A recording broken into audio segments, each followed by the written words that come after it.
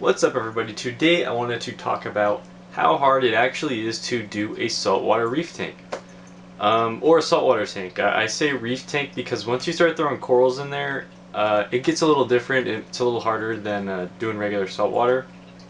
But everybody has this impression that saltwater is too much work, it's too hard, they'd love to get into it, but it's just too much work. I started off with a freshwater planted tank, and it really wasn't that bad. It's like a water change once a month. It was a little 10-gallon tank. I still have it actually. It runs to this day. It's fine.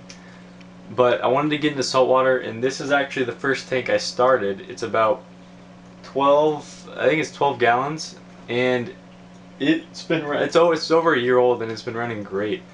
Mind you, I've had my problems with algae. Like you'll always have problems with algae. Everybody has problems with diatoms, bubble algae. But as long as you do your water changes, it goes away. Honestly, I've really only thrown 2 chemicals in there. It's called ChemiClean. I've done this for red cyanobacteria, and it works great. It did the job. And I've also done Aptasia X, which is just for getting rid of Aptasia, which are little anemones in there that grow. They're not too bad to get rid of. Now it does require daily maintenance. You're going to need to add fresh water to the tank daily, top off, because it'll evaporate, your water will evaporate, and your salinity levels will shoot up. But if you just get water in a bucket like this, or not a bucket, but just like a regular water jug, it's a 5-gallon water jug, put your RODI water in there, and you top off every day. Just mark a line and keep it stable. Which leads me to another thing is RODI water. Unlike a freshwater aquarium where you can just add water from your tap and then put the chlorine eliminator stuff in there, you can't do that with saltwater tanks. So you need to use RODI water, which is a reverse osmosis deionization. Now you can buy this RODI water from your local fish store, or you can make it yourself. I used to get it from my shop. It gets kind of expensive though, buying it from your shop, so I started going to those water vending machines that you see outside grocery stores, and as long as they're pretty clean, you can use that water, it'll be fine. I think it's just a reverse osmosis water from those though. Just make sure it's clean water. You can do that with a little tester. You can get these from Amazon, or fish shops usually have them, if they have saltwater stuff. And just test the parts per million and minerals that are in the water, basically. As long as it's clean water, you can use that and make salt water.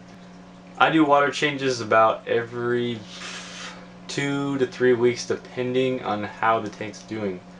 You just keep an eye on your tank, and you can see if it needs it or not. The algae will start shooting up, and you'll need to do water changes. So sometimes I'll need to do it every week if I've got an algae issue, which I did, and now the tank's clean. It's running good. I could do it every 2 weeks now. On my other Fluval Edge tank, I gotta do it every 1 to 2 weeks as well. That one more often because it's a smaller tank.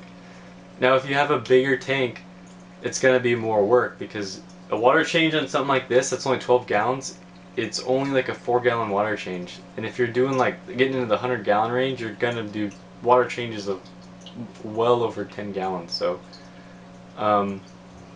you're supposed to do a 10% water change. So if you get into the really high tanks, more gallons means more water to change, which means more money usually. So I always like these little small these nano tanks, and everyone says they're a lot harder to do, but as long as you stay up on your water changes, it's not that bad. So I would definitely encourage you to try to get into this hobby with at least 10 gallons, a 10-gallon tank.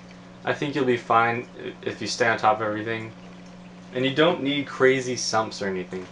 I mean, I just have a hang on the back filter on this tank, and it runs fine. It's been going for over a year, and I don't have sumps or anything. No protein skimmer, and everything's been fine. So you don't need all that fancy equipment. Lighting will run you about like $100 for a tank like this too. So the LEDs lighting is getting so well. The LEDs are perfect for tanks like this. And if you do decide to do a just like a fish only tank, it'll be so much easier. You won't have to watch all your water chemistry as much, like calcium levels and things of that nature. How often do I test this water? Everyone thinks you need to test your water like every day. Honestly, I haven't tested the water in this tank in probably over 6 to 8 months. And you might think that's crazy, but the way I see it is you can test the water all you want, but at the end of the day, you'll see visuals. Like if you start getting algae, you know you need to change the water. I mean, visuals are the biggest thing in saltwater, I think. So testing the water really isn't a big importance to me.